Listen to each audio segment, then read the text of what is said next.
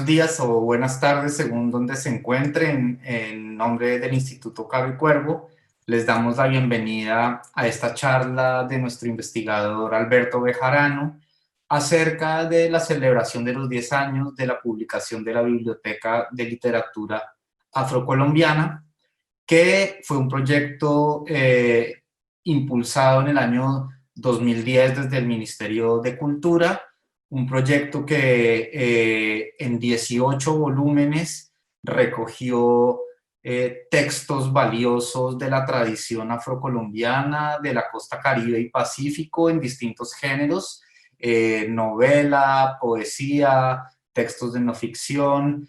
Muy importante también la oralitura, que en el caso de las comunidades afrodescendientes es tan importante, y que contó con la presencia en su catálogo de autores tan importantes como Candelario Beso, Manuel Zapata Olivella, por supuesto, Arnoldo Palacios, Elías Martán Góngora, Rómulo Bustos, Oscar Collazos, en fin, excelentes autores de la tradición afrocolombiana, y que además contó con un comité editorial conformado por Roberto Burgos Cantó, Ariel Castillo Mier, Darío Henao Restrepo, Alfonso Múnera y Alfredo Banín Romero, un comité editorial de primera para sacar adelante este proyecto que una vez publicado llegó a centenas de bibliotecas públicas en todo el país, que además fue dejado libre para consulta y descarga gratuita a través del sitio web de la División Cultural del Banco de la República.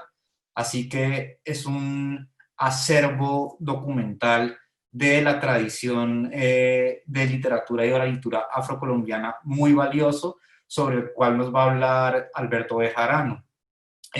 Voy a presentar brevemente a Alberto. Alberto es politólogo de la Universidad Nacional, máster en filosofía de la Universidad de París 8, máster en estudios latinoamericanos de París 3, máster en filosofía de la Universidad París 8 y doctorado en filosofía de esta misma universidad. Investiga sobre literatura comparada, filosofía francesa contemporánea, literatura colombiana, hispanoamericana y portuguesa. Es autor de varios libros y artículos publicados en revistas académicas, y dirige además la línea de investigación en literatura del Instituto Caro y Cuervo, donde además es profesor de la maestría en literatura y cultura del seminario Andrés Bello. Entonces, le agradezco a Alberto por aceptar la invitación que le hemos hecho a compartir el resultado de su trabajo como investigador, a compartir sus perspectivas con respecto a la Biblioteca de Literatura Afrocolombiana, y por supuesto les agradecemos también a las personas que han aceptado la invitación a asistir a esta charla, durante la cual los invitamos a consignar en el chat sus preguntas y comentarios, para que más o menos al cabo de una hora de charla los pongamos sobre la mesa para que Alberto les dé respuesta. Así que no siendo más, los dejo con Alberto. Alberto, muchas gracias y te escuchamos. Bueno, muy buenas tardes para todos los que nos acompañan. Muchas gracias por su asistencia en Bogotá, en Colombia, en otras partes de América Latina, en España. Muchas gracias a ti, Martín, por todo lo que organizas y promueves desde nuestra sede del Caro y Cuervo en Madrid. Y bueno, un placer para mí poder estar compartiendo con ustedes esta charla. De paso, un par de invitaciones para prolongar estas conversaciones que hemos venido haciendo en las últimas semanas. Estuvimos la semana pasada en un coloquio en Cali sobre archivos literarios. Hace 15 días también en un coloquio en el Caro y Cuervo sobre el CIES Martán Góngora, Manuel Zapata Olivella, la revista Espiral, de la cual también hablaré hoy tangencialmente. Entonces hay dos invitaciones para continuar estos diálogos. Una es más artística, que es el próximo sábado en el Festival Fúgate al Centro, acá en Bogotá, virtual, de la Fundación Gilberto Alzate Avendaño. Estaremos presentando un monólogo teatral que surge de mi libro de poesía, que se presentará también este mes, Sonámbula la bailarina. Tiene que ver mucho con el Pacífico, con el Caribe, con lo afrocolombiano, afro-latinoamericano, por eso los invito. Y también el martes, a las 6 de la tarde, en una charla en la Universidad Nacional sobre literatura y política en Colombia, que tendrá muchas conexiones con lo que vamos hablar hoy. Entonces ahí les puse las imágenes en el chat para que puedan acompañarnos. Bueno, he preparado un texto que por momentos estaré leyendo y por momentos estaré comentando algunas cosas y también una breve presentación con algunas imágenes que tienen que ver con la Biblioteca de Literatura Afrocolombiana, que cumple, como decía Martín, 10 años. Lo que nos convoca ante todo, diría yo, es una pregunta. Y es la pregunta que siempre nos hacemos quienes investigamos en literatura comparada. Y esa pregunta es, ¿de qué manera, a través de qué formas visitamos, dialogamos con la historia de la literatura, en este caso con la historia de la literatura colombiana?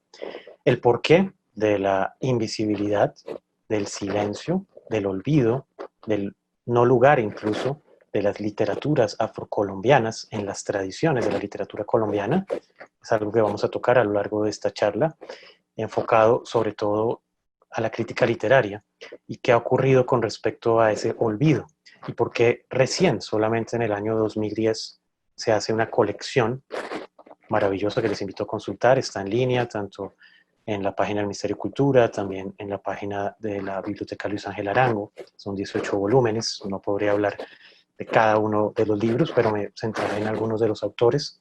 Y sobre todo, aparte de esa pregunta, traigo hoy una propuesta para hacer una continuación de esta biblioteca de literatura afrocolombiana, que yo llamo una segunda colección. Entonces, he preparado en estas semanas una selección de 20 libros. Seguramente no son suficientes, habrá algunos autores que quedan también por fuera, muchas obras que no alcanzaríamos a rescatar, pero es una propuesta personal a través de lo que he trabajado en los últimos años con respecto al Cali, y principalmente al Pacífico, que es en lo que me he ido especializando en los últimos años, con varias publicaciones, un libro en la Universidad Santiago de Cali, clases que he dictado en la Universidad del Valle y otros eventos. Y ese va a ser un poco el colofón de esta charla.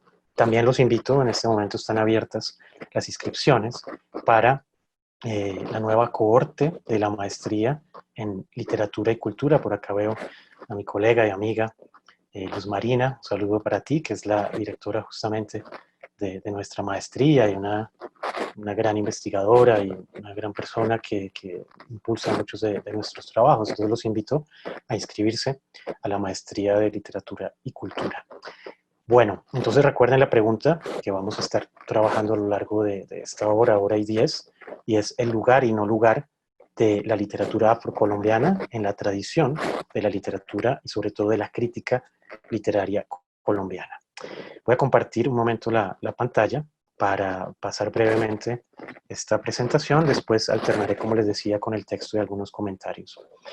Hay un subtítulo, a mí me gustan mucho los títulos largos y los subtítulos, y este primer subtítulo y título es Bororó, una palabra justamente afrocolombiana, una palabra del Pacífico, que en el diccionario colombianismos aparece como bololó, tiene incluso varias acepciones, bororó, bololó. Bororó, una discusión, un ruido que genera una discusión. Eso es lo que espero que ocurra en esta tarde. Bororó, 10 años de la Biblioteca de Literatura Afrocolombiana, reconfigurando el canon de la literatura colombiana. Es un trabajo que yo he venido haciendo en torno a la revista Espiral, y por eso tendremos mucha relación con la revista Espiral. Ahora les contaré, para quienes no la conocen, de qué se trata. Es un trabajo que hemos venido haciendo hace 4 años con Tania Triana. Es una joven investigadora, literata, que me ha acompañado en estas investigaciones y también le mando un saludo a ella. Esta es la imagen central de una parte de la Biblioteca de Literatura Afrocolombiana, que son 18 volúmenes. Y vamos a cruzarla mucho con la revista Espiral. Este libro que están viendo acá se publicó el año pasado por la editorial Sílaba, fue una beca de investigación en literatura comparada, con el apoyo del Cari Cuervo y una beca de IDARTES. Ganó el premio también el año pasado de Mejor Libro de Humanidades en los países andinos. Esta ya es su segunda edición. Los invito a conocerla, este estudio crítico y esta antología, porque hay muchos nombres de la Biblioteca de Literatura Afrocolombiana que aparecieron en la revista Espiral desde 1944. Algo de lo que hablaremos hoy también, autores como Hernando Telles, publicado en 3 tomos en el 2017 por el Instituto Cari Cuervo, sus volúmenes de crítica literaria, También el Manual de Literatura Colombiana de 1988, principalmente me referiré a Rafael Gutiérrez Girardot. También otro libro publicado por el Caricuervo en el 2018, Crítica literaria en 2 tomos de Hernando Valencia Goelkel, también lo mencionaré hoy. Este es uno de los números de la revista Espiral, fue su primer número justamente, 1944.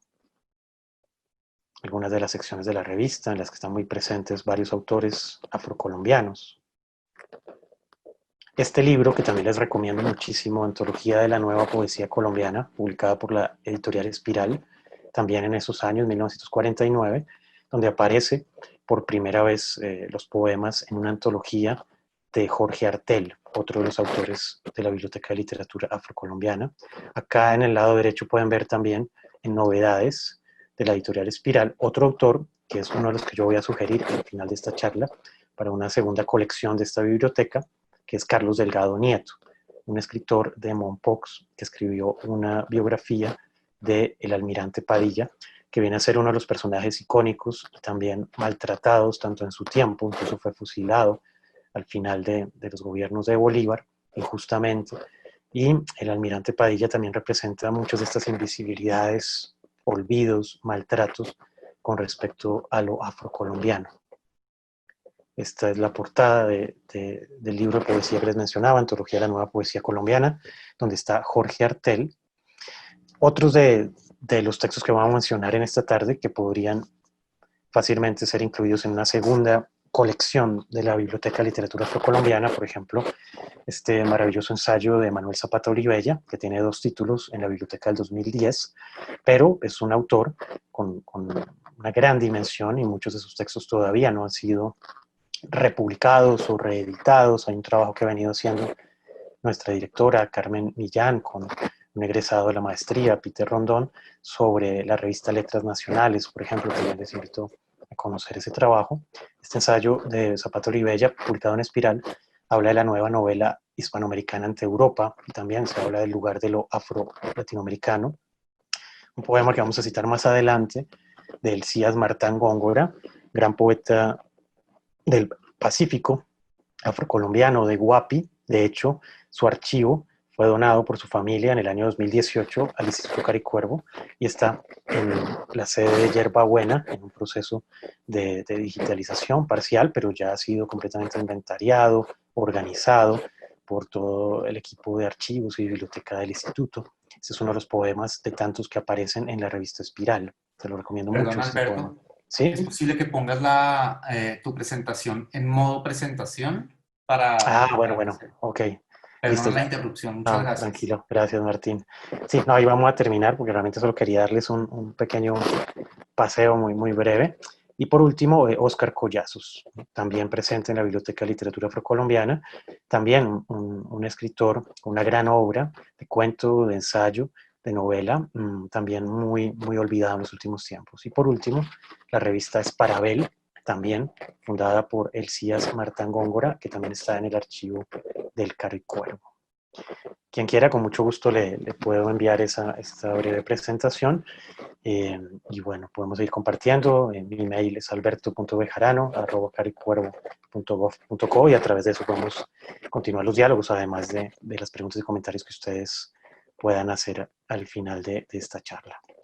Entonces, como les decía, mi propósito ante todo es generar un bororó, definido por Nicolás del Castillo en una revista que ha editado hace muchos años, el Caricuervo Tesaurus, en un artículo que se llama El léxico negro africano de San Basilio de Palenque, define el bororó como un ruido confuso en las conversaciones. Y en el diccionario colombianismos, como les decía, aparece como bororó, bololó, diccionario que les invito también a conocer, publicado por el Caricuervo, y se define este bororó, bololó, como un alboroto de gente reunida que se divierte y que puede terminar en pelea.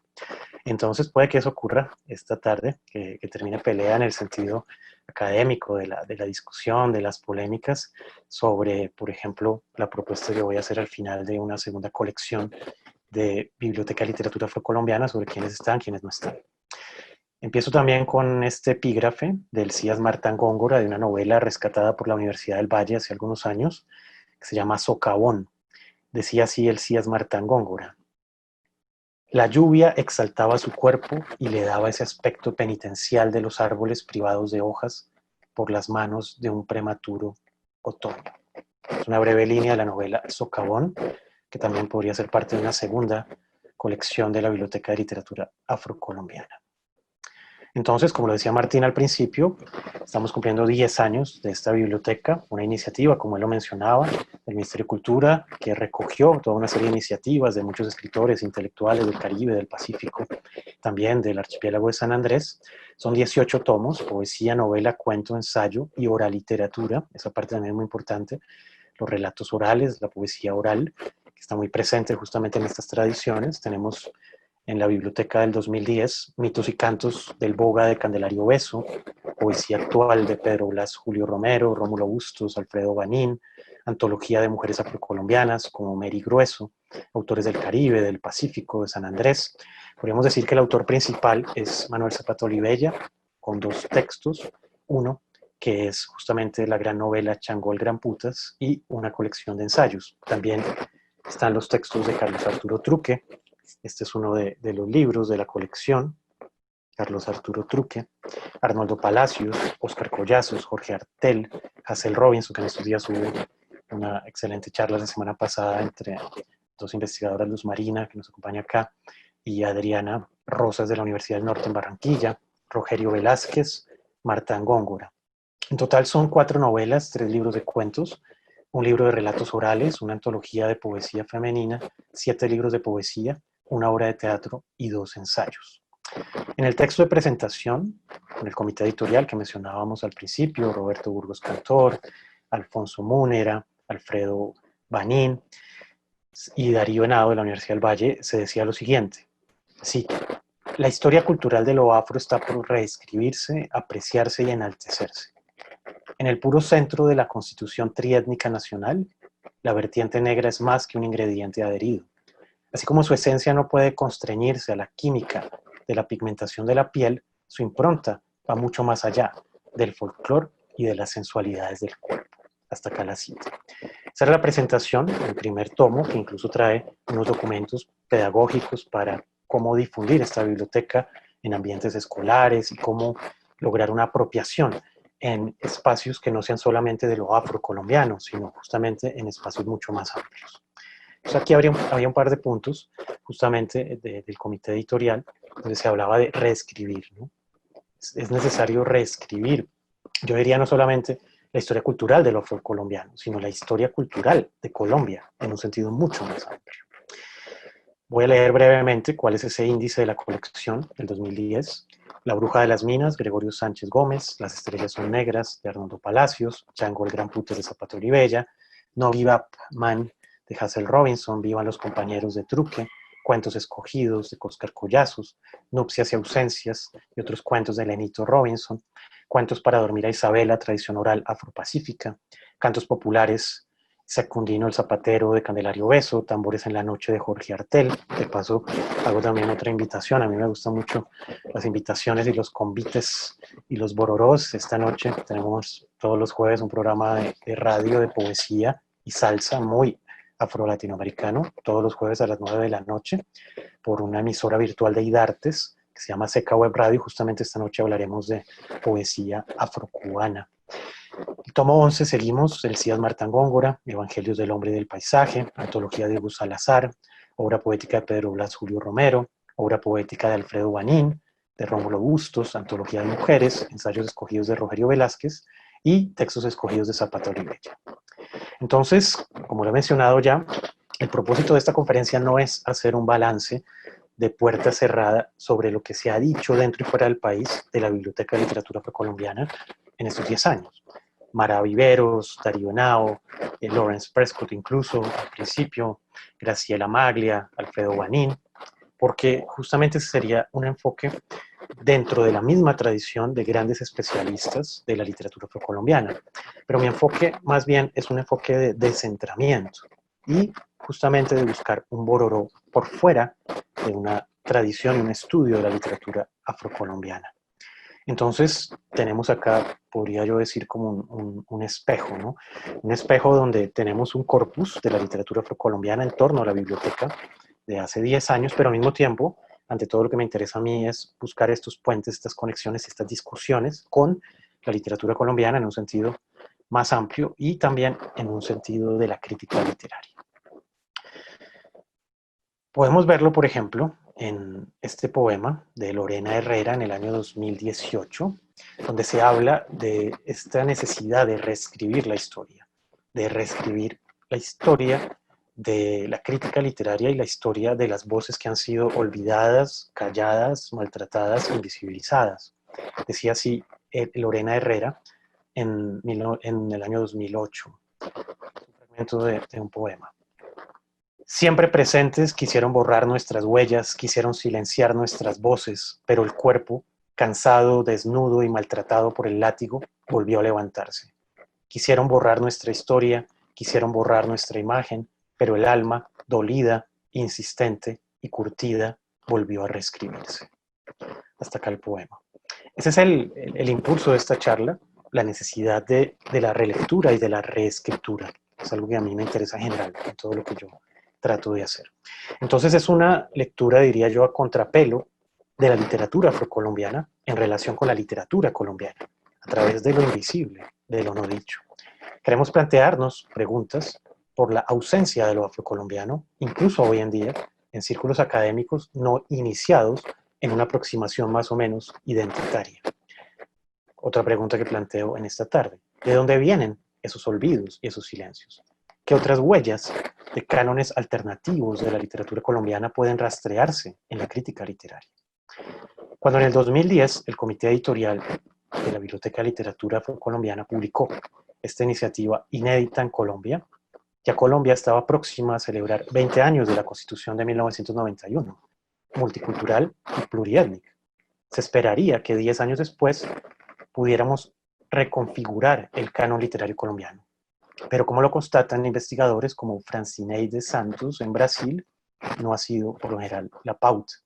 Ella decía en un artículo que aún hoy la mayoría de autores afrodescendientes en Colombia son desconocidos por el público lector y por muchísimos estudiosos de la literatura. Y seguía diciendo ella que incluso entre los más conocidos, pocos saben cuáles son las obras de referencia que podrían trabajarse. Hasta acá la cita.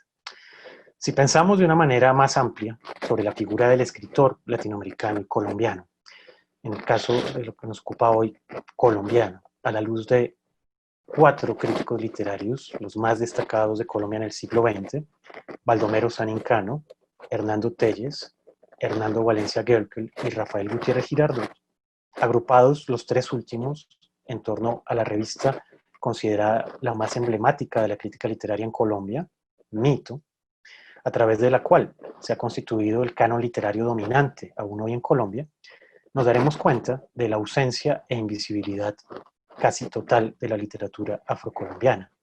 Este vacío tiene que ver con una insuficiencia de estudios de metacrítica literaria en Colombia, como lo señalaba en Hora Temprana, en 1995, la investigadora de la Universidad del Valle, María Antonieta Gómez.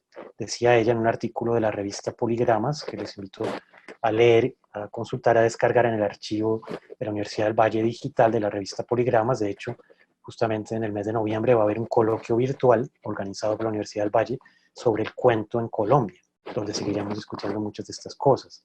Entonces decía María Antonieta Gómez en la Universidad del Valle en 1995, cito: una de las premisas fundamentales para consolidar una crítica actualizada en Colombia reside en su necesidad de evaluar la crítica tradicional. Urge una crítica de la crítica en Colombia, una metacrítica que dé cuenta tanto de las posibilidades como de las limitaciones del conocimiento de la literatura que la crítica tradicional y actual se ha atribuido. Fin de la cita. Más adelante se refiere así en el artículo que ella hace, es un artículo dedicado a Hernando Valencia Goelkel, lo menciona en estos términos. Los prejuicios de la crítica de Valencia Goelkel a nivel de método y de concepción práctica tienen consecuencias desfavorables para la función de la crítica. Fin de la cita.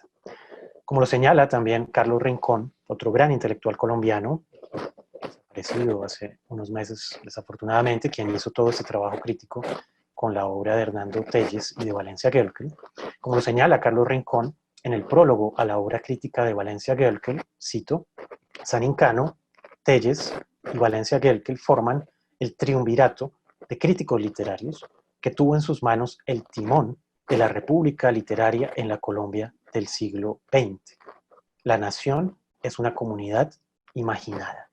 Fin de la cita. Pero, ¿qué es y cómo entender ampliamente la nación colombiana? Esa nación colombiana ha sido imaginada por quiénes y desde qué lugares de enunciación. Recién en 1991, como lo dije hace un rato, con la Constitución, resultado de múltiples luchas sociales, políticas y culturales, recién, hace 30 años, hablamos de una nación pluriétnica y multicultural. Pero si desandamos el camino un poco, sería entonces imposible, me pregunto, encontrar otras lecturas de la nación que no encajan en un molde blanco, masculino, tradicional. ¿Es posible encontrar, me pregunto, esas lecturas antes de la Constitución del 91?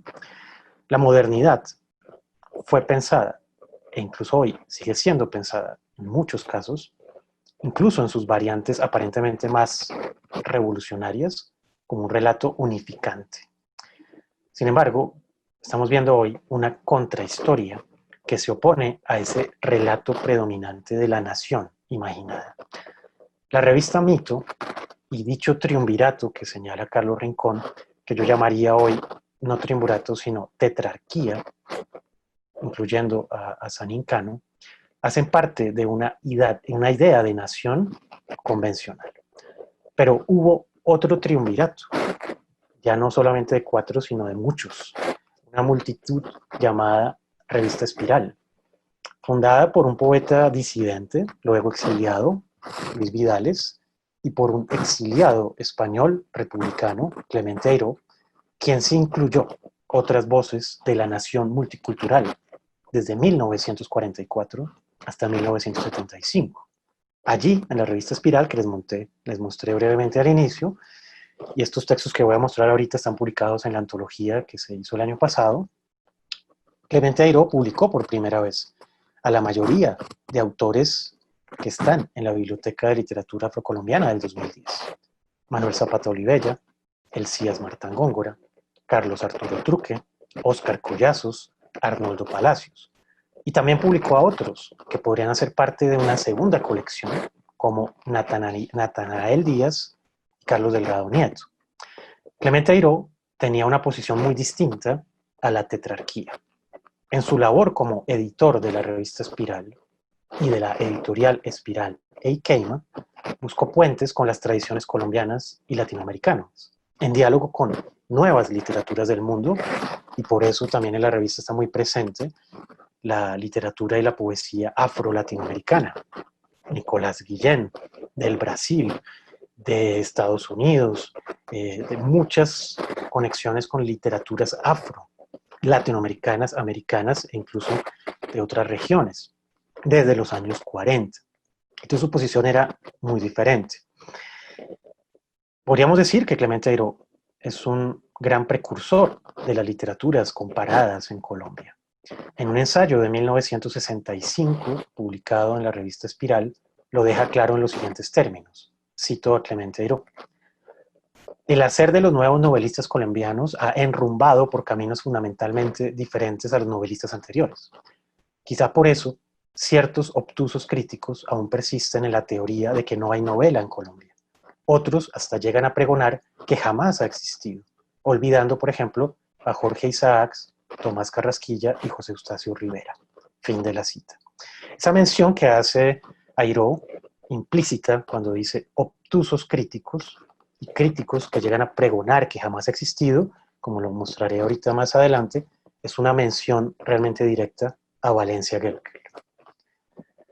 Un año antes, en un minucioso ensayo, es decir, en 1964, Manuel Zapata Olivella también reflexionaba sobre las búsquedas literarias en Colombia en una clave afrocolombiana, afroamericana en un sentido muy amplio, que prefigura lo que será su gran novela Chango el Gran Putas, incluida justamente en la biblioteca de literatura del año 2010, de literatura afrocolombiana. Y decía lo siguiente, Manuel Zapata Olivella, en el texto que les mencioné en la presentación, nueva novela latinoamericana ante Europa, publicado en la revista Espiral en 1964. Decía lo siguiente Zapata Olivella, es un breve fragmento. El negro violentado de África, 3 o 2 siglos después, todavía siente que los dioses que trajo en su mente aún no han encontrado sitio donde proliferar sus cultos. El novelista hispanoamericano no puede impersonalizarse ni escabullirse en soliloquios intrascendentes. Hasta acá la cita.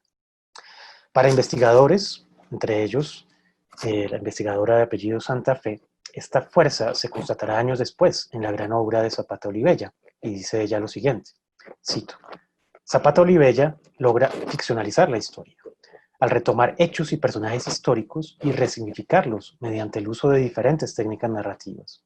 En este contexto, 2 elementos entrecruzados cumplen un papel clave.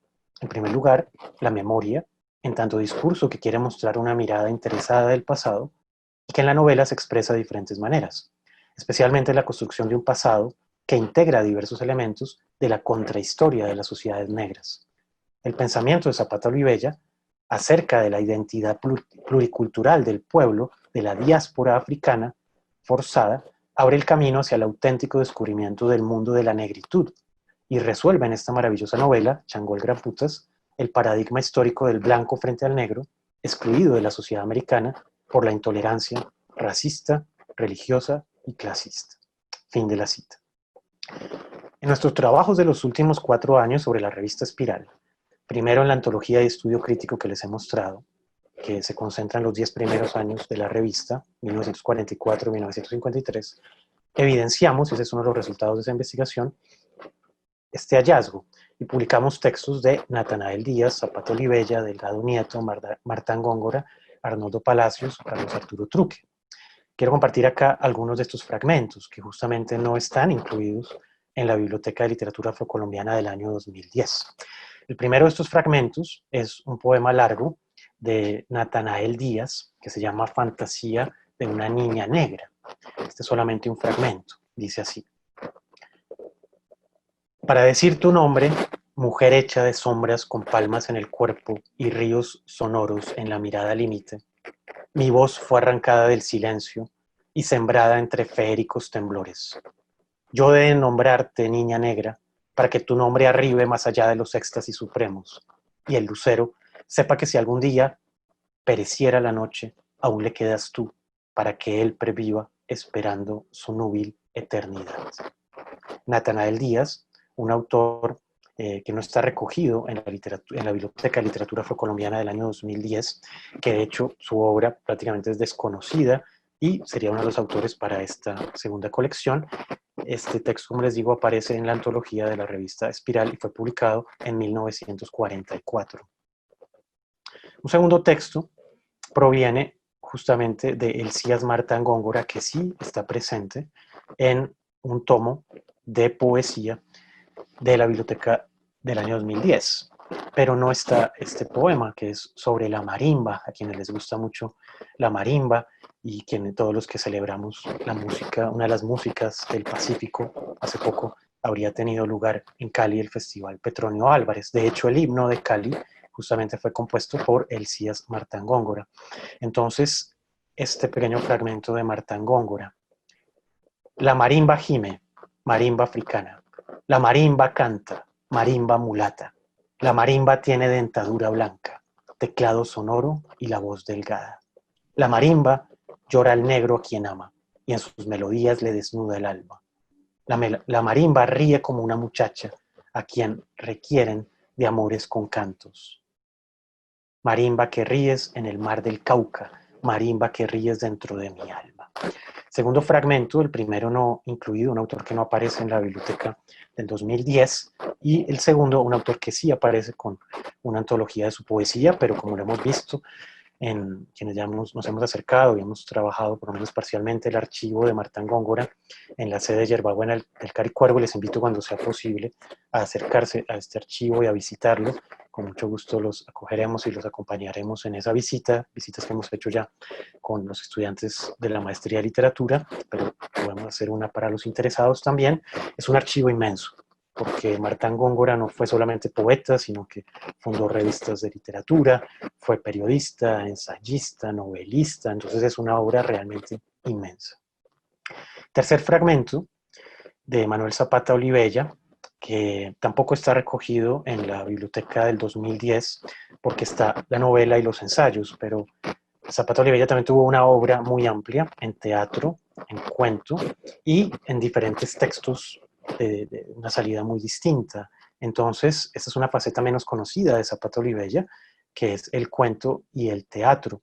Y en el caso del cuento, fue justamente una de las primeras publicaciones de Zapata Olivella, producto de ganar el concurso de cuento de 1951, organizado por la revista Espiral. Entonces, este pequeño fragmento, donde nos habla justamente de las búsquedas que estaba emprendiendo ya desde sus años, en 1951, Zapata Olivella. Un breve fragmento. Se embarcó y volvió a tomar el camino del caño. Con los primeros rayos de luz se puso a mirar a ambos lados las sementeras de maíz. Metidos por entre los cultivos y gritando a los pájaros, sus dueños madrugaban a recoger las pocas mazorcas que la pasada sequía les había dejado. Comparando la abundancia de su pesca con los raquíticos granos de los agricultores, el viejo Layo pensó para sus adentros que bien había hecho su padre al enseñarle la pesquería y no a querenciarlo con el cultivo. Su vida era más independiente, menos sometida a los caprichos de las lluvias, más libre de trabas con el resto de los hombres. Fin de la cita. Ahí ya podemos notar la relación con el lenguaje de Zapata Olivella. Enseñarle la pesquería, no a querenciarlo. La relación con los efectos de oralidad, de los que tanto hablaba y magníficamente Carlos Pacheco, por ejemplo. Este es el tercer fragmento, entonces hay autores que están incluidos en la biblioteca del 2010, pero no textos, porque bueno, al fin y al cabo, por supuesto, es una selección y no sería posible incluirlos todos, pero hay algunos que están realmente completamente olvidados. Este es el cuarto texto, que es de la presentación de la novela de Arnoldo Palacios, Las Estrellas Negras, que justamente fue publicada por primera vez por la editorial Espiral de Clemente Airó. También ese es un gran hallazgo, recordar esto y darnos cuenta hasta qué punto, desde los años 40, incluso en Bogotá, a través de un exiliado español republicano como Clemente Airó, había un interés y hubo un interés y un diálogo con las literaturas afrocolombianas. Pero fue un dato que fue completamente desconocido, olvidado por los críticos literarios que terminaré de mencionar ahorita. Hernando Telles incluso hizo parte del comité editorial en el primer número de Espiral, Valencia Guelkel y Gutiérrez Girardot. Esta es una pequeña nota donde Clemente Airó presenta la novela Las Estrellas Negras y dice lo siguiente, cito: la técnica de Arnoldo Palacios está constituida a base del detenimiento en el detalle, de la huella que deja este en lo anímico, y está plenamente conseguido por este joven escritor negro, cuya primera novela suya es la que comentamos, y lo destaca como una promesa firme. Sigue la nota, pero solo quiero comentarles este pequeño fragmento que hace parte también de las desdichas y de lo que vivió Arnoldo Palacios, tanto en el 9 de abril, de haber perdido el manuscrito de una de sus primeras novelas, y después de una especie de autoexilio intelectual que terminó haciendo el resto de su vida muchísimos años en París, y ha sido también muy reciente una recuperación de la figura y de la obra de Arnoldo Palacios. Llevamos entonces cuatro fragmentos de un autor desconocido prácticamente, que no aparece en la biblioteca del año 2010, y de tres autores que sí aparecen en la biblioteca y que tienen, sobre todo Zapata Olivella, un interés. De hecho, justamente en este año el Ministerio de Cultura está celebrando el año Manuel Zapata Olivella, los 100 años de su nacimiento, y también del CIAS Martán Góngora. Ha habido una serie de actividades muy interesantes, sobre todo promovidas por la Universidad del Valle, también en asocio con el Caricuervo. El quinto fragmento es de un escritor que quizá tampoco muchos hayan escuchado nunca, Carlos Delgado Nieto, un escritor de Mompox, que gracias al trabajo de archivos literarios que hemos hecho con Tania en estos últimos años, pudimos tener contacto con su hija, Lida Nieto, quien nos facilitó ejemplares de su archivo personal y nos contó también muchas historias que nos permitieron justamente entender el rol y la literatura de Carlos Delgado Nieto muy presente en la revista y en la editorial Espiral. Yo les recomiendo sobre todo de Carlos Delgado Nieto tanto su poesía, sus cuentos como las biografías, en especial la biografía que ya cité de el almirante Padilla. Entonces, este es un fragmento de Carlos Delgado Nieto, también de la revista Espiral. Cito: aún nos quedan, y cosa increíble, continúan llegándonos, poetas que prefieren las mariposas del museo a las verdaderas mariposas nuestras. Poetas que no se detienen ante la acendrada personalidad de nuestras ciénagas y nuestros grandes ríos, porque andan muy ocupados recordando o inventando azules lagunas de litografía. Son los sucedáneos del artificio ruiseñor, tan trajinado en la pasada época literaria y que al fin murió, seguramente de un hartazgo de versos, como empiezan a morir ya en la literatura colombiana las doncellas de papel de seda y los cielos de alfeñique con que pensó hacerse una revolución poética. Es un texto crítico, es un ensayo sobre la poesía en Colombia en los años 50, 60, donde justamente está haciendo un llamado, un grito, diría yo, Carlos Delgado Nieto, a ver no solamente nuestra geografía, nuestra historia, nuestra cultura, ante todo, una relación con la diversidad que hay en Colombia. Y por eso habla de las ciénagas. De hecho, el cuento de Zapata Olivella que cité se titula La ciénaga cercada, también un cuento completamente olvidado de Zapata Olivella. Este es el quinto fragmento, hay más, pero son los que he seleccionado de lo que ya trabajamos con la revista Espiral en los 10 primeros años. Vamos ahora a la segunda parte de la charla. Para una segunda antología, para una segunda colección de la Biblioteca de Literatura Colombiana y también para una segunda antología de la revista Espiral, yo he escogido estos.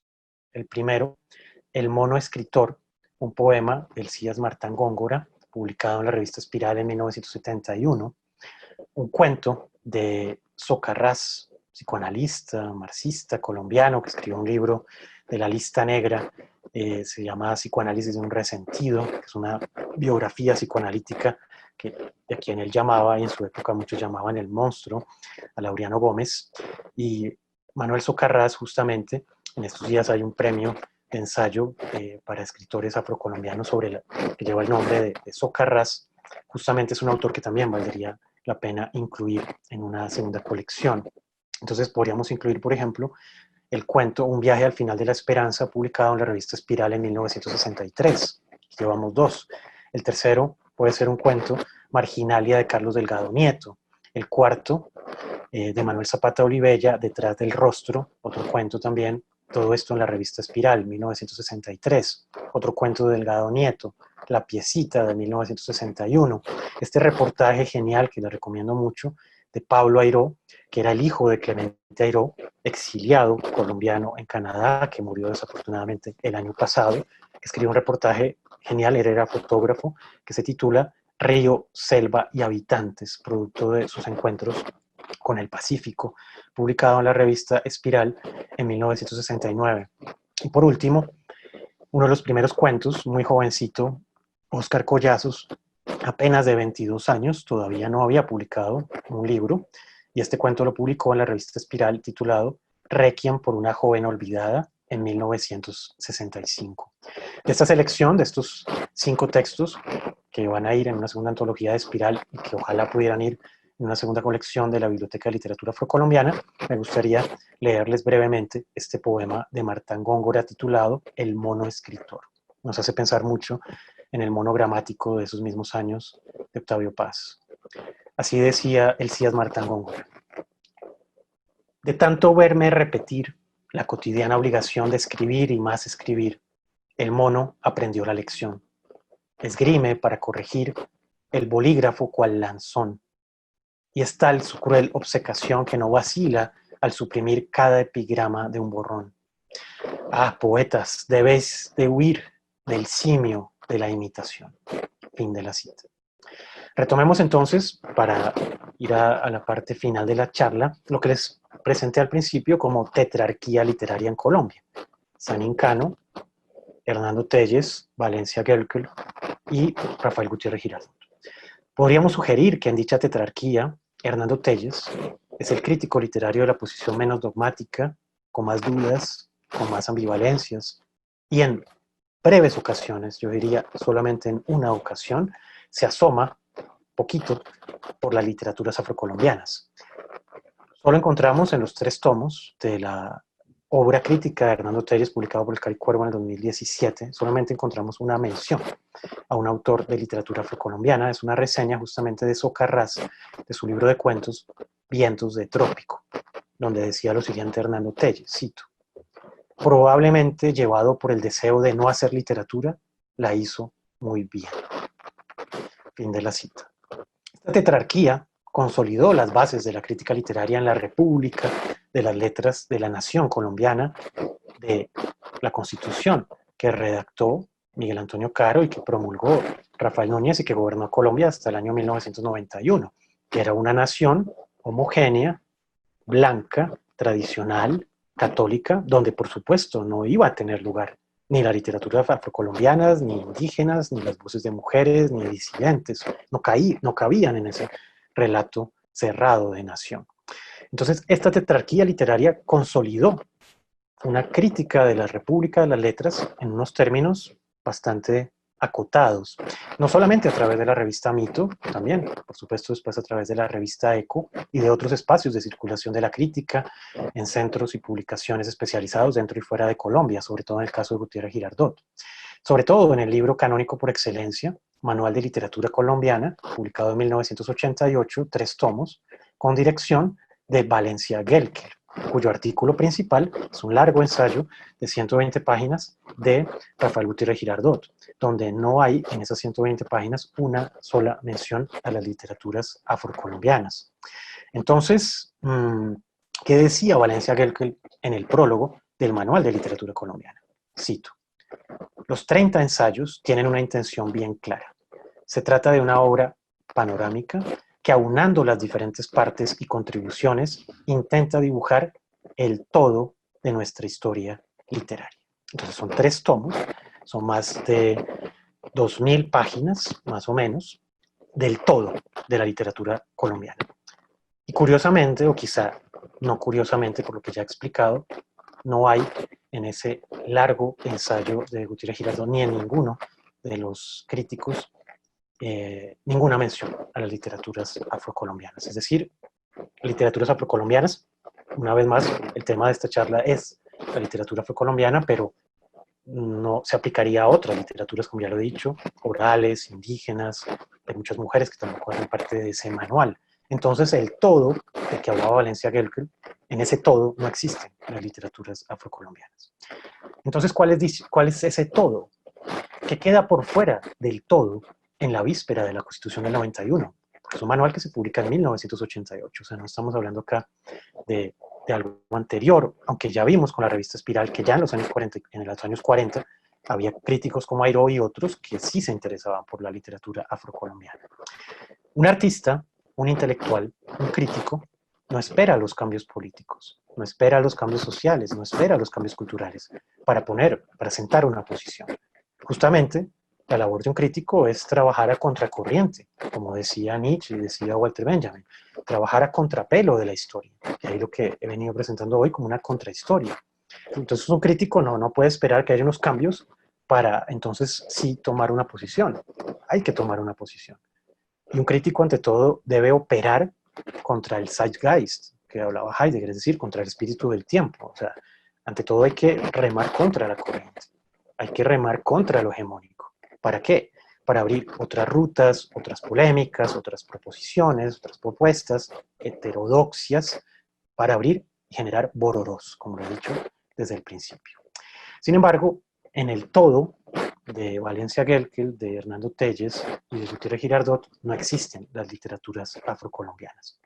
Pero en el todo de Clemente Airó, la revista editorial Espiral, sí que existieron. Al releer en detalle los 3 tomos del manual y verificar en su índice analítico, constatamos que solamente hay menciones a Óscar Collazos y a Zapata Olivella, y aparece una línea para Candelario Obeso, una línea para Carlos Arturo Truque y una línea para Socarrás. En ese todo no existe Jorge Artel, ni Arnoldo Palacios, ni Marta Góngora, ni Hazel Robinson, ni Hugo Salazar Valdés, mucho menos Carlos Delgado Nieto, y aún menos, sí que menos, las escritoras afrocolombianas. En el manual no existe la revista Espiral, no existe la revista Letras Nacionales, pero sí que existe y es omnipresente la tetrarquía. Sanincano, Telles, Valencia Gelpi, que es el que coordina el manual, y Gutiérrez Girardot, que es el que escribe el ensayo más importante. En el manual, Juan Gustavo Cobo Borda se aventura incluso a negar las vías anteriores, paralelas y disidentes de la literatura colombiana. E incluso llega a hablar de la revista Mito, señalando que fue la primera en descubrir y dar a conocer varios autores que realmente iniciaron en Espiral desde 1944. Álvaro Mutis, Danilo Cruz Vélez, Enrique Buenaventura, decía, Juan Gustavo Cobo Borda aparecieron por primera vez en Mito, lo cual al consultar los archivos literarios y hacer este trabajo contra historia, constatamos que no es cierto. Incluso al mencionar Cobo Borda el itinerario de Fernando Charly Lara, se explaya, que pronto cumplirá un centenario, se explaya sobre la editorial Cántico, la revista El Café Literario, Eco y la radio, y deja de lado totalmente la revista Espiral, donde fue parte activa Charly Lara, como miembro del comité editorial, resellista, ensayista y poeta. La única excepción en la revista Mito fue la publicación de un texto de Carlos Arturo Truque en 1956.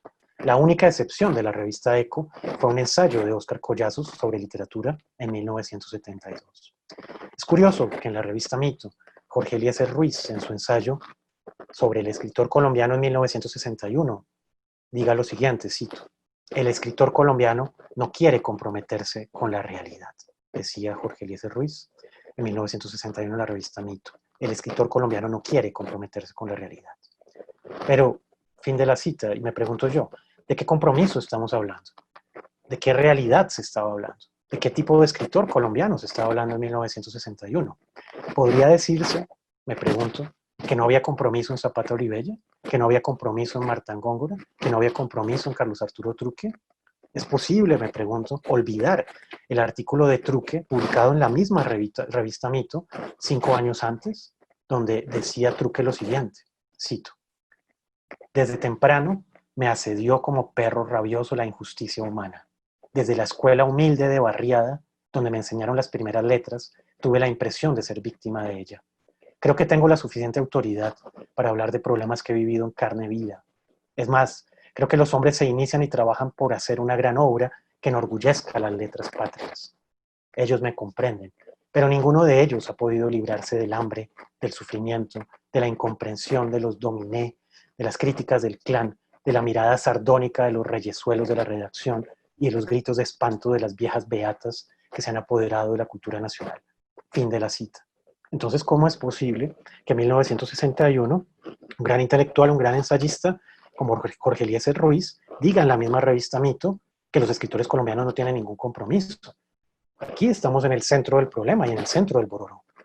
¿De qué tipo de escritor estamos hablando? ¿De qué Colombia estamos hablando? ¿Y de qué compromiso estamos hablando? Cuando justamente los escritores afrocolombianos habían hecho, no solamente a través de sus letras, sino en actos públicos, que recuerda Mara Viveros, la profesora Carmen Millán y Peter, en la publicación del año pasado de Zapata Olivella, un gran acto casi performático en la Plaza de Bolívar, al crear y hacer una conmoción, creando el Día del Afrocolombiano en 1944, que incluso los llevaron a la cárcel por eso esa noche. Entonces, si eso no es compromiso, entonces ¿dónde está el compromiso? Entonces, ¿cómo es posible que en la misma revista Mito, y me perdonan el tono acá acalorado de Bororó, pero yo sé que quienes me siguen y son sensibles a lo que estamos hablando me entienden, ¿cómo es posible que entonces en la misma revista Mito, que ningunea e invisibiliza total las literaturas afrocolombianas, ni siquiera se tenga en cuenta el único texto que se publicó de un escritor afrocolombiano como Carlos Arturo Truque? Entonces, ¿cuál es la realidad de la que se estaba hablando en ese momento? Seguimos y ya vamos llegando un poco al final para que tengamos, por supuesto, un tiempo de preguntas, comentarios. Veo que hay 10 comentarios abajo y ya los veremos con detalle. Más preguntas, porque ante todo mi interés es abrir preguntas. Con Luz Marina, con todos nuestros colegas que trabajamos en el grupo de literatura comparada, ante todo nos interesa eso. Luz Marina, que trabaja sobre escritoras mujeres, sobre el Caribe, también Javier y Guillermo, nuestros estudiantes y egresados, ante todo nos interesa generar un bororó.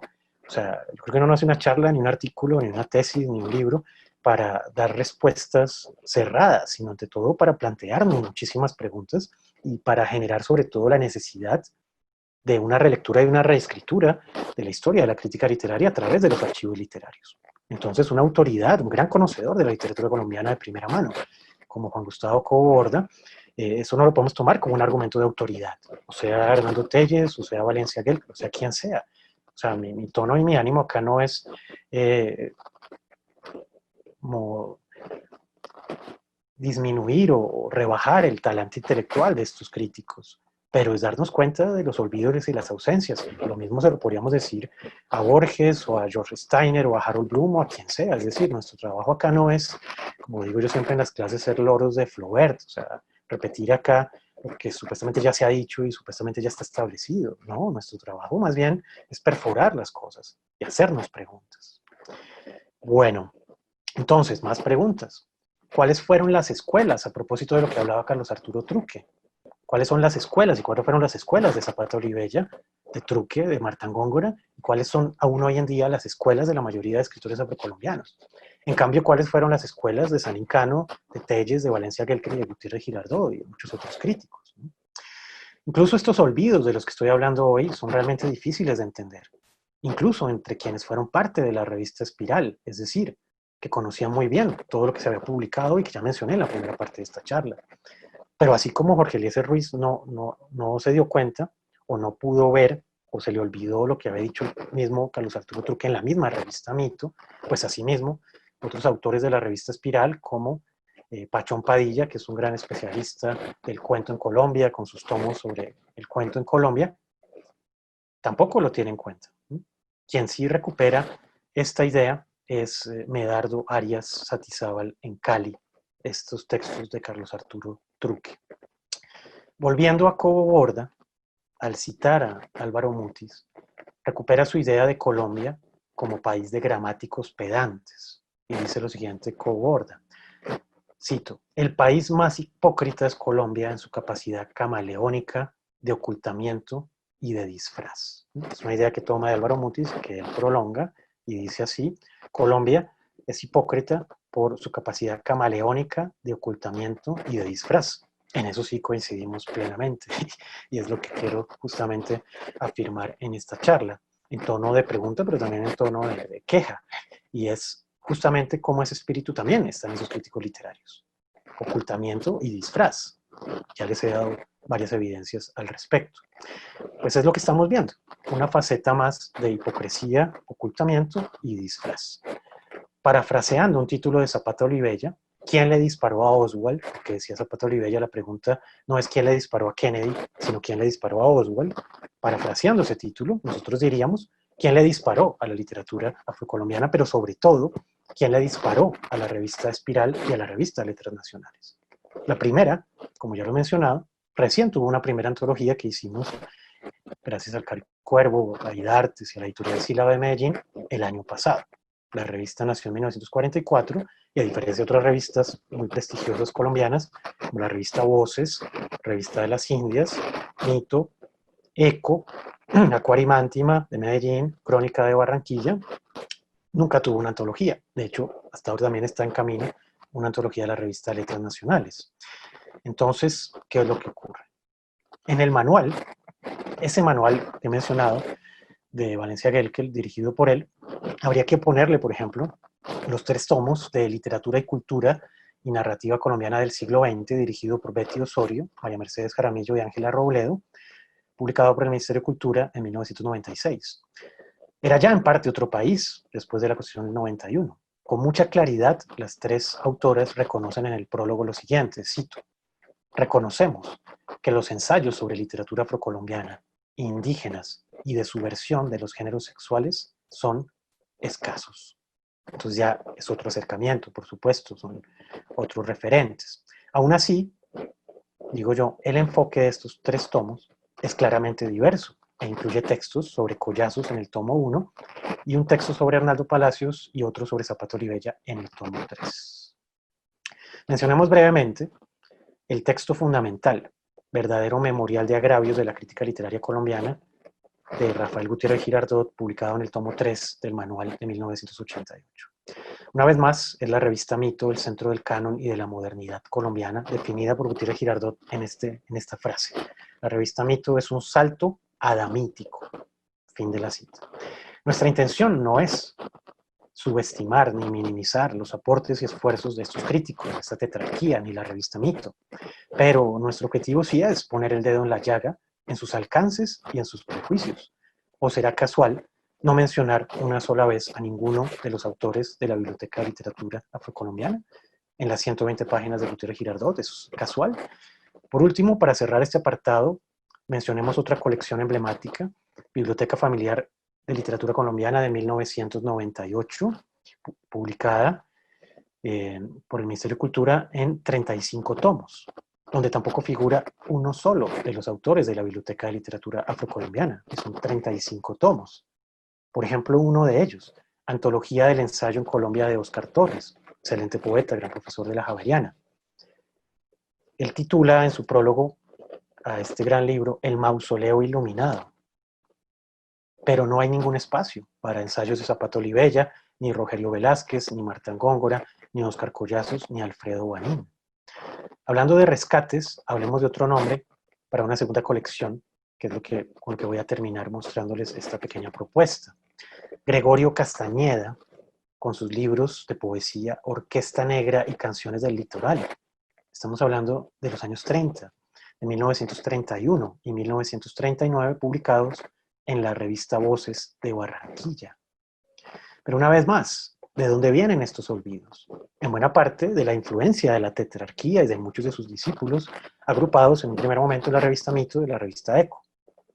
Toda fuerza hegemónica, recordémoslo, genera fuerzas disidentes y de resistencia. Frente a la revista Mito y Eco, opondremos la revista Espiral de Airó y la revista Letras Nacionales de Zapato Olivella. Habría, pues, dos caminos diferentes para acercarnos a la crítica literaria en Colombia. No del todo opuestos, pero sí divergentes en el tema que nos ocupa hoy. En la primera ruta, veríamos la modernidad pensada de afuera hacia afuera, en Mito y Eco. Y en la segunda ruta, Espiral y Letras Nacionales, veríamos otras lecturas de otras tradiciones y de otras modernidades o no modernidades, pensadas de adentro hacia afuera y de afuera hacia adentro. Bueno, entonces para ir terminando, esta última mención sobre lo que planteaba Valencia Gelkel sobre la novela María, que conoce muy bien Luz Marina, que justamente ha venido trabajando con la obra de Laida Fernández. Decía lo siguiente Valencia Gelkel sobre la literatura colombiana, cito, eso está en el tomo 1, publicado por el Caricuervo. La literatura colombiana carece ya de la mínima capacidad normativa y su historia, para quienes excepcionalmente se vean obligados a rozarla, constituye a lo sumo un episodio más entre la insanía de ejercicios escolares. María es irrescatable. Ni la mejor buena voluntad del mundo puede reivindicar honradamente ese libro, más alarmante aún como error sociológico que literario. Fin de la cita. Esto lo decía Valencia Gelkel ya en los años 70, que la novela María es irrecuperable. Y después insistirá Valencia Gelkel en su visión sobre la literatura colombiana en estos términos, cito, la tradición indígena, lo autóctono, lo raizal, lo entrañable, el clamor de sangre, dicha tradición nunca ha existido. Por lo tanto, es fácil que desaparezca. Fin de la cita. Es alarmante, como les digo, es algo que realmente al revisarlo en detalle nos produce una gran conmoción, negar estas tradiciones. Y también decía Valencia que la literatura del siglo XX, ya en un comentario sobre la literatura mundial, decía, la literatura del siglo XX no está escrita en español. La leyenda de la excelencia en este campo tuvo una breve duración. Fin de la cita. Y qué curioso que justamente en el año en que escribe esto, en 1967, el año del Premio Nobel de Literatura Miguel Ángel Asturias, el año de la publicación de Cien años de soledad, el año de la consagración, muerte y encantamiento de Joao Guimarães de Rosa. Pero María es irrescatable. Unos años antes, en 1959, en el prólogo a la traducción al francés de María de Jorge Isaacs, el investigador Van der Kamen de la Academia Belga resaltaba sus elementos realistas, que permitía ver en los personajes secundarios otras realidades, decía Van der Kamen.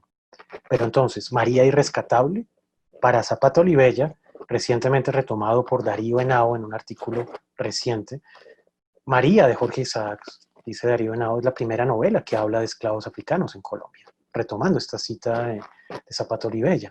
Pero María Irrescatable, decía Valencia Gelkel, sin embargo, María se mueve. Prueba de ello es la singular novela de Adelaida Fernández Ochoa, que conoce muy bien, ha trabajado muy bien Luz Marina, La hoguera lame mi piel con cariño de perro, Premio Casa de las Américas 2015. Dice lo siguiente al respecto de Darío Henao. Zapata Olivella vuelve a esa historia, la amplía y la humaniza en el estremecedor relato de la travesía en el navío negro Nueva India durante 1560, en Chango el Gran Putas. Alude al relato a sus formas de comunicación por provenir de tribus que hablaban distintas lenguas. Fin de la cita. Es decir, y aquí vamos llegando a nuestra conclusión, ¿cómo es posible que ya incluso en esos años 60, 70 y 80 ya había muerto Hernando Telles, por eso me centro más en Valencia Gelkel y en Ituerres Girardot, incluso llegue Valencia Gelkel a decir que aquí no hay ninguna tradición indígena, ni afro, ni oral, ni absolutamente nada, y que María es un texto irrescatable? ¿Cómo es posible que eso haya podido hacer carrera y que lo reencontremos ahora acá en el año 2020? Y entonces, ¿qué hacemos con esa posición de la crítica? En la tetrarquía confluye una mirada canónica, hegemónica de la literatura, donde las literaturas menores no tienen cabida. Y como decía el mismo Valencia Gelkel, son ejercicios escolares, en un sentido muy despectivo. En conclusión, este recorrido de metacrítica literaria en Colombia a través de un diálogo con la Biblioteca de Literatura Afrocolombiana nos permite no solo reafirmar el valioso aporte de los escritores afrocolombianos para repensar la nación, sino también reconfigurar el canon mismo de la literatura colombiana, y en especial su propia crítica literaria. Sería necesario avanzar en dos vías.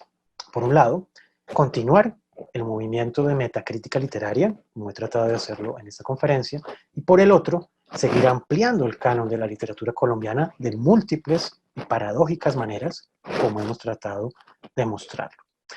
Por último, entonces, me gustaría mostrarles, voy a compartir pantalla un momentico para que vean los títulos. Para terminar, ya pasamos a los comentarios y a las preguntas. Voy a compartir pantalla un momento. Por último, entonces, me gustaría recordarles los títulos originales del 2010 que mencioné al principio y cuál es mi pequeña, modesta contribución a una segunda colección de 20 tomos de una segunda parte de una biblioteca de literatura afrocolombiana. Recordemos los títulos, ahí los están viendo, los voy a pasar rápidamente. Gregorio Sánchez Gómez, Arnoldo Palacios, Zapata Olivella, Hazel Robinson, Truque, Collazos, Leniton Robinson, Tradición Oral Afropacífica, Candelario Beso, Jorge Artel, Marta Góngora, Hugo Salazar Valdés, Pedro Blas Julio Romero, Alfredo Banín, Rómulo Bustos, Antología de Mujeres Poetas Afrocolombianas, Rogerio Velázquez y Ensayos de Zapata Olivella. ¿Cuáles serían estas recomendaciones que yo haría modestamente a una segunda colección?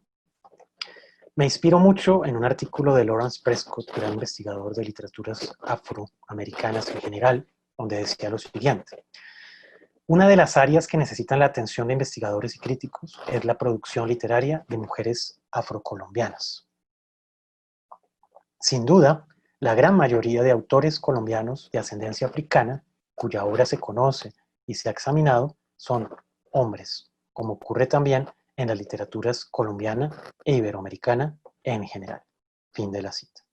Entonces, esta es una breve selección que he estado trabajando en los últimos tiempos sobre una posible segunda colección de literaturas afrocolombianas.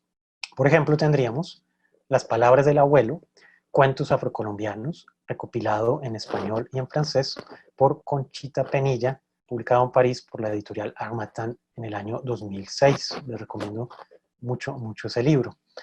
Por ejemplo, podríamos incluir una edición facsimilar con un estudio crítico de las dos revistas de poesía que fundó y dirigió el CIES Marta Góngora, que están en el archivo del Caricuervo en Yerbabuena, la revista Vanguardia, publicada en Guapi en 1938, y la revista Esparabel, publicada entre Cali y Bogotá entre los años 60 y 80. Podríamos también incluir una antología o una edición similar, sería pues, lo ideal, sería maravilloso poder hacerlo, de la revista, que lo que les digo, ha estado trabajando nuestra directora Carmen Millán con Peter Rondón sobre la revista Letras Nacionales de Zapata Olivella. Podríamos incluir también este libro, que es una rareza, Cuentos de Amor, Salsa y Dolor, publicado en Cali por Germán Cuervo, donde hay cuentos de Julio Laziregui, de Roberto Burgos Cantor y otros autores. Podríamos incluir ensayos de Medardo Arias. Este libro, que es una maravilla y también lo recomiendo muchísimo, es una reseña que se va a publicar pronto en el Boletín Bibliográfico del Banco de la República. Alfredo Banín, que tiene un tomo en la Biblioteca del 2010 y que es uno de los grandes poetas y grandes intelectuales del Pacífico. Este libro, publicado por la Universidad del Cauca, Las culturas fluviales del encantamiento, en 2017. Por supuesto, la novela que trabaja muy bien Luz Marina, Afuera crece un mundo, que es el otro título de Adelaida Fernández Ochoa. También podríamos incluir este título reciente, publicado el año pasado en la Universidad del Valle, Mito, Tradición Oral, Historia y Literatura del Pacífico Colombiano. Por supuesto, habría que incluir La Ceiba de la Memoria de Roberto Burgos Cantor. Estos dos libros, uno publicado por Espiral, que ya mencioné, Biografía del Almirante Padilla, de Carlos Delgado Nieto, y este libro, que es más bien inédito, Historia de Mompox, de Carlos Delgado Nieto. Podríamos publicar El Teatro de Zapata Olivella, publicado por primera vez en Espiral. Podríamos publicar los relatos Días de Tambor de Julio Laziregui, publicado por la editorial Sílaba. También de nuestro amigo colega Javier Ortiz Casiani, que va a dictar una charla, creo que el próximo martes también con nosotros en el Caricuervo, sobre Zapata Olivella. Este y otros de sus libros excelentes de Javier Ortiz Casiani, Un diablo al que llaman tren, El ferrocarril Cartagena-Calamar y otros de sus múltiples ensayos, por ejemplo, de Orlando Falsborda, La historia doble de la costa, y de lo que decía Lawrence Prescott de mujeres escritoras afrocolombianas, Ana Yuri Mosquera, teatro, ensayos de Mara Viveros, la biografía de Teresa Martínez de Varela de Úrsula Mena, la novela de María Teresa Ramírez, La noche de mi piel. Y por último, esta recuperación de la revista Voces de Barranquilla, Gregorio Castañeda con sus poemas Orquesta Negra y Canciones del Litoral de los años 30. Y de José Francisco Socarrás, el libro que reseñaba en esa época Hernando Telles, Viento del Trópico. Y por supuesto, otro de los grandes impulsores de esta biblioteca, Alfonso Múnera, con su libro de ensayos El fracaso de la nación. Bueno, entonces, esto es lo que he preparado para ustedes. Con mucho gusto, quien quiera puede escribir el mail y puedo hacer llegar este texto que espero después se publique en alguna revista o en algún libro, y también la presentación. Muchísimas gracias a todos los que han asistido. Gracias, Martín. Gracias a todos los que han hecho posible esta charla. Perfecto. Alberto, pues muchas gracias por este recorrido tan completo, exhaustivo, por este gran proyecto de la Biblioteca de Literatura Afrocolombiana, por la puesta en contexto, además, que creo que es bastante importante situarnos en qué estaba pasando en el campo de las publicaciones periódicas, de la publicación de libros, quiénes eran las figuras canonizadoras, digamos, en las décadas de mitad de siglo y posteriores, de mitad del siglo XX, quiero decir. Entonces, te voy a transmitir algunas preguntas y comentarios que nos han llegado a través del chat. Primero, nos pregunta Luz Marina Rivas, nuestra compañera, ¿por qué razones se silenció la revista Espiral en la crítica literaria tradicional?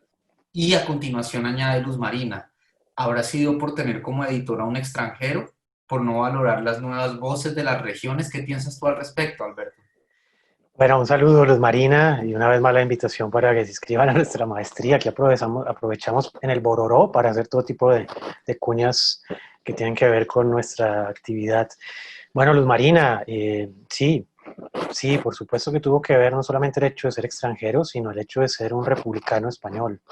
En el contexto de Colombia de los años 50, que era un contexto de la dictadura civil de Laureano Gómez y después de la dictadura de Rojas Pinilla, pues muy cercano al franquismo. Entonces, pues obviamente ahí Clemente Airó era visto como un rojo, más o menos como un demonio, pues un anticristo, y eso tuvo una gran influencia. Y además Luis Vidales era un poeta comunista, que incluso en la época de Turbay Ayala, pues fue perseguido a finales de los años 70 en Colombia. Entonces, no eran personajes gratos del establecimiento, pues queridos que fueran a hacerles un homenaje, ni mucho menos. Entonces, eso tiene una influencia. Y por otro lado, también tiene una influencia las polémicas literarias de la época, sobre todo con respecto a lo que fue ocurriendo con la revista Mito.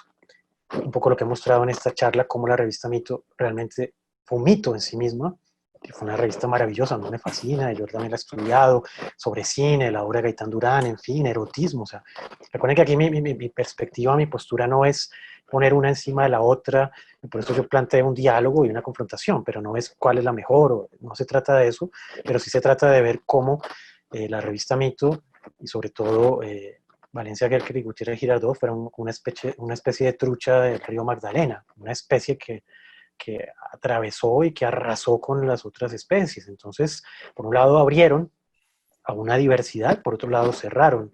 Y una de las cosas que cerraron fue este tema de la literatura afrocolombiana. Bueno, tenemos también un par de comentarios que creo que vale la pena poner sobre la mesa y si tienes tú algo que decir al respecto, Alberto. El primero de ellos dice que dentro de la significación que se está tratando de hacer, valdría la pena apuntar que en la Biblioteca de Literatura Afrocolombiana, de la cual estamos hablando, se incluyen a todas las escritoras afro en un solo volumen, cuya introducción es una copia de un ensayo que ya los autores habían escrito en otra parte, en Somos Negras. ¿Tienes algo que decir al respecto? Sí, de acuerdo, de acuerdo. Es un trabajo que ya se venía haciendo desde antes en la Universidad del Valle. Y bueno, por un lado es una difusión el que aparezca en esta biblioteca, pero al mismo tiempo, como decía Lawrence Prescott, pues es completamente insuficiente. No solamente un solo tomo, sino ese estudio que tú señalas. Y por eso en esta segunda colección, que yo atrevidamente trato de sugerir, incluyo muchas escritoras afrocolombianas e incluso todo lo que no incluya seguramente será poco. Y habría que ampliar esto y sería muy interesante justamente que en algún coloquio, que en diferentes discusiones se pudiera plantear este tema en un sentido más grande para justamente rescatar no solamente autores olvidados y autoras olvidadas, sino ver mucho más el movimiento de todo lo que está ocurriendo en este momento. Muy bien. Siguiendo la estela del comentario anterior, retomando algo que ya habías mencionado tú y algo que acabas también de apuntar, dice otra participante de esta charla que dentro de ese contracanon del que hemos hablado en varias ocasiones, habría que hacer otro contracanon que incluya o que se centre en mujeres afrocolombianas y una manera de trabajar con las librerías para traer las obras y que puedan ser conocidas de maneras más posibles, no solo con mujeres afrocolombianas, sino también afro-latinoamericanas, afrocaribeñas, porque, se cierra el comentario con esta última anotación, es siempre una tarea muy compleja lograr conseguir los libros de estas autoras. De acuerdo, completamente de acuerdo. Los libros son muy difíciles de conseguir. Hay algunos libros que no se han reeditado, de muchos de los rescates que yo he mencionado acá, que fueron publicados en los años 30, en los años 40 incluso, que no han sido reeditados, que no se consiguen digitalmente. Y bueno, ese es un trabajo que hay que hacer, antologías especializadas, por ejemplo, y también la difusión, no solamente a través de la librería, sino a través de la digitalización de muchos de estos contenidos, revistas, libros y otros materiales, por ejemplo, de audio o audiovisuales, que también habría que incluir, por supuesto. Perfecto. También nos piden, si es posible, que compartas con el público algunos enlaces con las referencias que has mencionado de trabajos y recopilaciones de literatura afrocolombiana. Y bueno, yo también quisiera hacerte una pregunta. ¿Tú podrías decirnos algo con respecto al contexto en el que surge el proyecto de la Biblioteca de Literatura Afrocolombiana? Me parece muy importante algo que apuntaste tú al principio, y es que en 2010 estaban a punto de cumplirse los 20 años de la Constitución del 91, pues que dice que Colombia es un país multicultural y pluriétnico, lo reconoce como una de las bases de la Carta Magna. Entonces, hay algo que del contexto que nos puedas decir y luego también con respecto a la implicación de las comunidades afrocolombianas en el proceso de construcción de esta biblioteca y luego con respecto a la recepción, a la acogida que tuvo la Biblioteca de Literatura Afrocolombiana y sus distintos volúmenes. Bueno, yo creo que ha tenido una circulación muy interesante en los mismos contextos afrocolombianos, como materiales y manuales de lectura, de etnoeducación. Conozco algunos casos interesantes de esa circulación, sobre todo en el Pacífico, creo que yo más trabajo. En ese sentido, pues es algo muy positivo. Pero por otro lado, por fuera de los mismos medios, entornos afrocolombianos, pues la verdad es que muy poco. Y es un gran problema. Y justamente es algo de lo que yo planteaba en esta charla, porque si nos centramos solamente en una mirada identitaria de las mismas poblaciones, de los mismos grupos, de las mismas personas, hay tiene un gran valor esta biblioteca y yo creo que ha tenido un gran impacto. Pero si salimos de la mirada identitaria y lo relacionamos con la literatura colombiana, pues el impacto realmente es mucho menor. Entonces ahí tenemos un gran problema, porque 30 años después de la Constitución 91, puede que haya un reconocimiento, incluso hay una ley de comunidades negras, la ley 70 de 1993, Claro. pero realmente la difusión, el contacto, el diálogo de lo afrocolombiano en contextos no afrocolombianos sigue siendo muy precario, sigue siendo mínimo.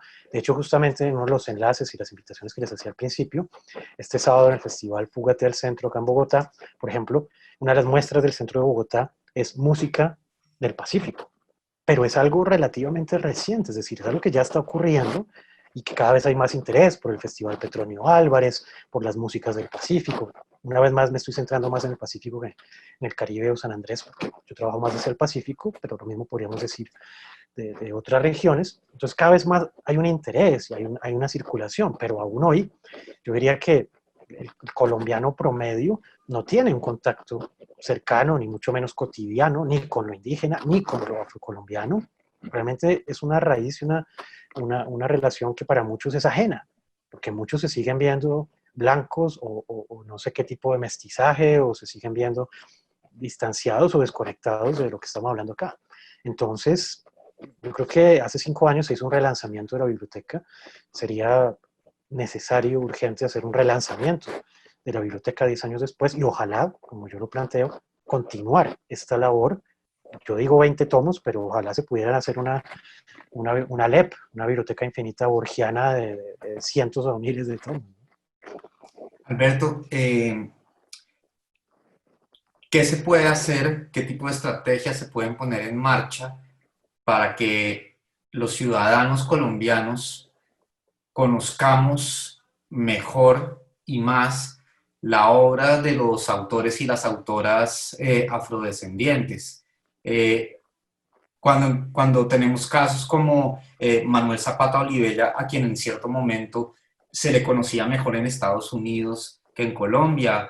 Algo similar pudo haber pasado con Arnoldo Palacios en Francia, ¿sí? Y luego pues con distintos autores como el mismo Elías Martán Góngora, Candelario Obeso, Hazel Robinson, que son conocidos por comunidades de especialistas, de estudiosos o por las poblaciones afrocolombianas, pero en realidad son autores de cuya obra los ciudadanos particulares del país, los ciudadanos de a pie, no nos hemos apropiado, no la hemos conocido y pues seguramente en algunos casos podríamos decir que el establecimiento cultural, institucional, académico les ha dado la espalda y eso ha contribuido pues a que no nos hayamos podido acercar a esas obras y a esas figuras. ¿Qué se puede hacer para que sean más ampliamente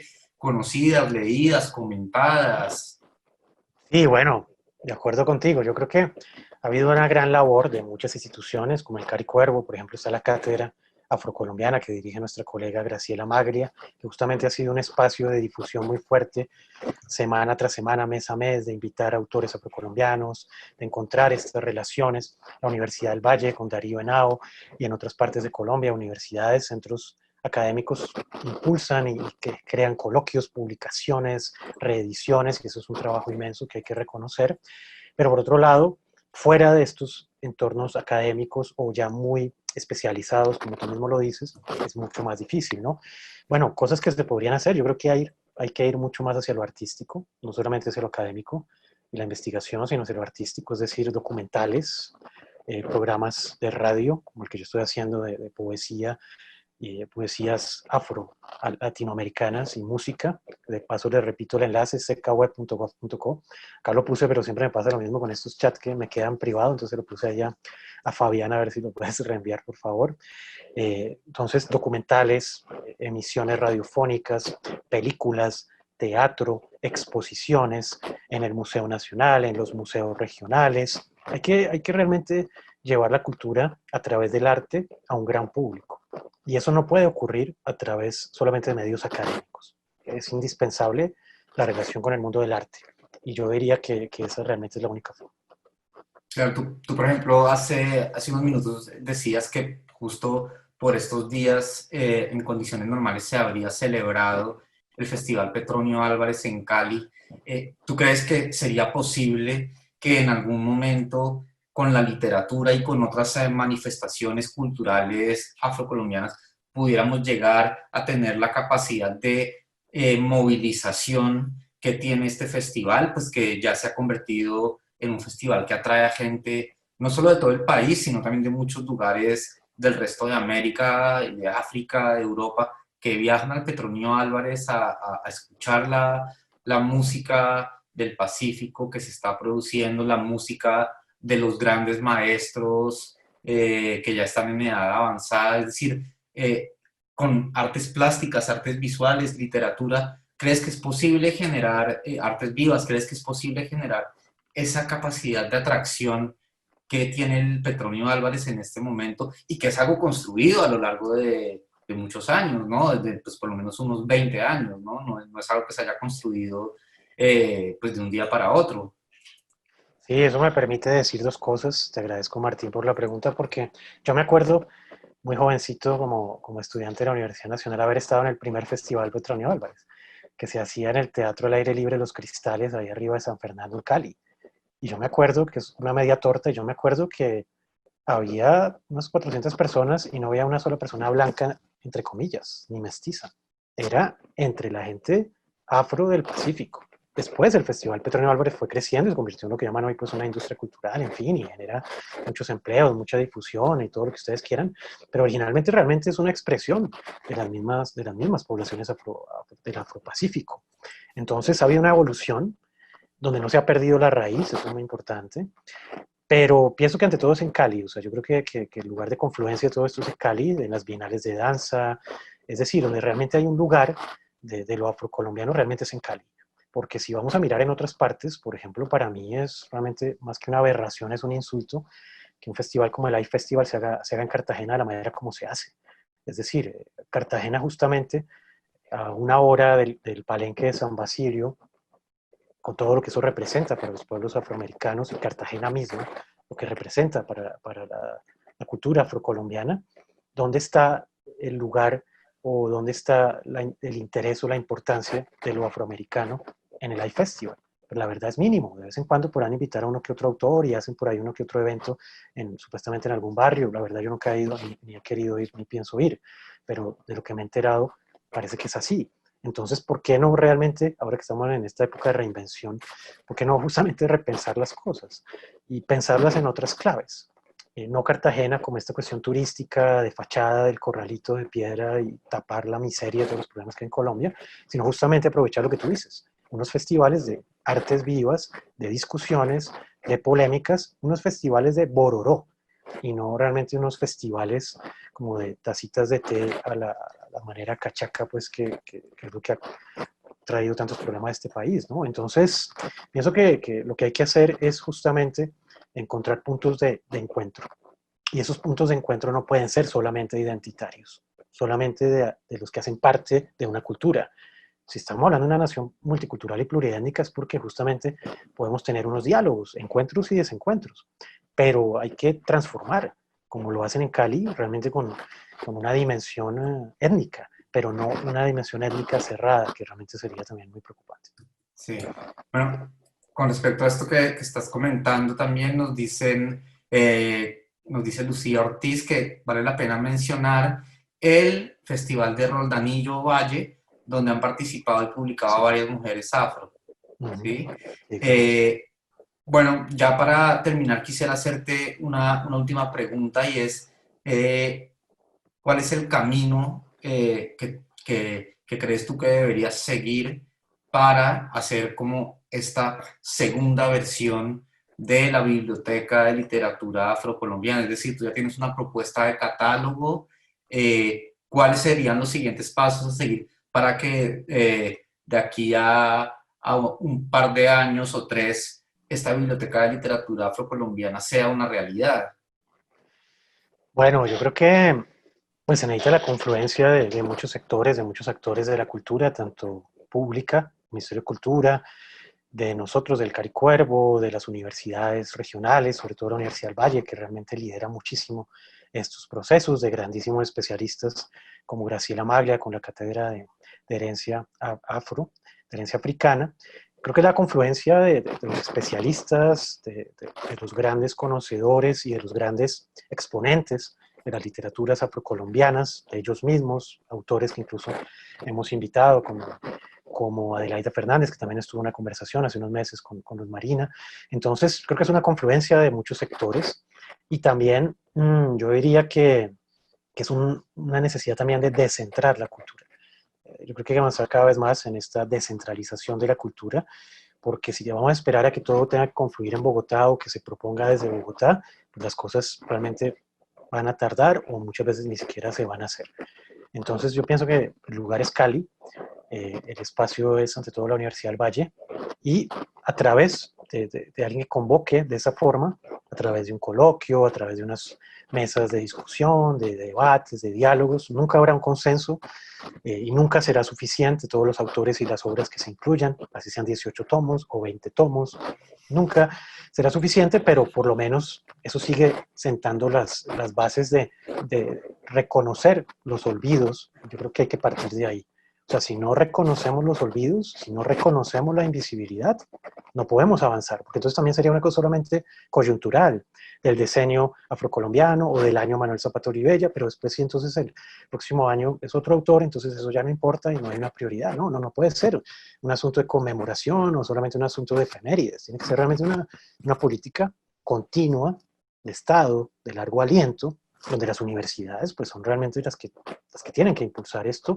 Y muchos de nosotros, investigadores, profesores, estudiantes, seguramente podemos aportar mucho, pero se requiere esa descentralización y se requiere también los rescates, trabajar los archivos literarios. Y no son solamente archivos de papel, son archivos orales y son archivos vivos de testimonios de autores, de autoras que siguen escribiendo. Yo citaría un último caso para cerrar, que es un poeta que yo conocí en mi tesis de pregrado en Tadó, en el Chocó, Hermes Sinisterra, ni siquiera publicado, porque aquí estamos hablando incluso de rescates o de incluir poetas o escritoras o escritores publicados, pero habría que ir incluso más allá, que es en lo inédito.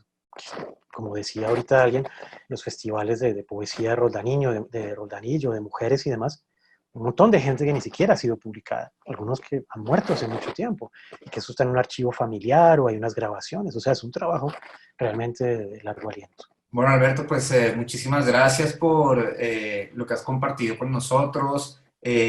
Gracias también por darnos a conocer tu propuesta de esta segunda versión de la Biblioteca de Literatura Afrocolombiana con esta variedad de títulos, este amplio abanico. Gracias también pues por esta perspectiva que nos ofreces conectando el ejercicio de la investigación con los ejercicios creativos en distintas disciplinas. Espero que muy pronto volvamos a tenerte en nuestra programación. Yo aprovecho el cierre de esta de esta charla para hacer una cuña de una charla que tendremos el miércoles 16 de septiembre, justamente en el marco del centenario de Zapata Olivella, en la que participarán la investigadora Lucía Ortiz, la escritora Adelaida Fernández Ochoa, a quien has mencionado en varias ocasiones, y nuestro compañero Peter Rondón, hablando acerca de la obra y el legado de Zapata Olivella desde perspectivas muy diferentes y complementarias entre sí. Entonces, gracias también, no solo a Alberto, sino a quienes nos han acompañado, a quienes han compartido sus comentarios y preguntas con nosotros, y les pedimos que sigan pendientes de nuestra programación, que seguirá desarrollándose durante los meses que vienen. Muchísimas gracias. Bueno, muchas Hasta luego. gracias. Un abrazo para todos.